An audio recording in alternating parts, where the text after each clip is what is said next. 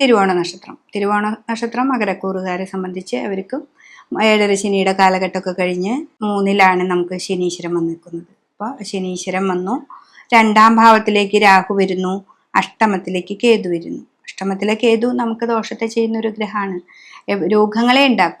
ആ രോഗമാണ് നമ്മൾ ശ്രദ്ധിക്കേണ്ടത്. പക്ഷെ മറ്റുള്ള ഭാവങ്ങളിൽ ഏറ്റവും നല്ല ഭാവമാണ്.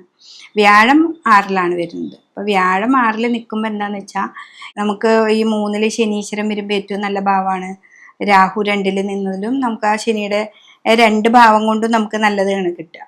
അപ്പോൾ എന്തേ ഒരു പ്രവർത്തിക്ക് പോകുമ്പോഴും 2 പ്രാവശ്യം ആലോചിച്ചതിന് ശേഷം തീരുമാനമെടുക്കുക. മകരം രാശിക്കാർ എപ്പോഴും ഒരു പിടിവലി രാശിയാണ്. അതിൻ്റെ അധിപതികളെ നിങ്ങൾ ശ്രദ്ധിച്ചാൽ അറിയാം, ഒരു മുതലേ ഒരു മാനും പോലെയാണ്. അപ്പം അതുപോലെ തന്നെയാണ് ഈ ഒരു വർഷവും നമ്മൾ കൊണ്ടു നടക്കേണ്ടത്.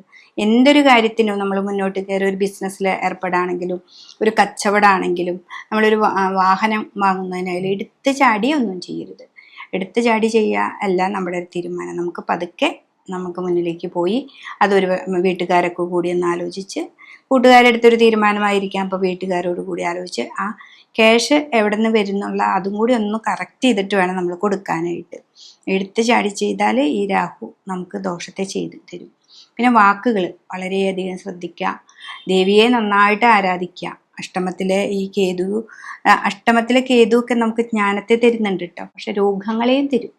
അപ്പോൾ രോഗങ്ങളെ പലവ വന്നാൽ തന്നെ വീട്ടിലിരുന്നു കൊണ്ട് എന്ത് പഠിക്കാം അല്ലെങ്കിൽ എന്തൊക്കെ ചെയ്യാം, അതൊക്കെ നമുക്ക് അതിനേക്ക് ഒരു വഴിത്തിരിവ് ഉണ്ടാക്കി തരാനായിട്ട് ഈ ഒരു വർഷം നമുക്ക് ചെയ്യാൻ പറ്റുന്നതാണ്. അപ്പം ഈ തിരുവോണ നക്ഷത്രക്കാർക്ക് ഏറ്റവും നല്ലൊരു സമയമാണ്. ഞാൻ പറഞ്ഞ പോലെ വാക്കിനെയും വ്യാഴത്തെയും ശ്രദ്ധിക്കുക. വ്യാഴം വെച്ച് ധനത്തെയും ശ്രദ്ധിക്കുക.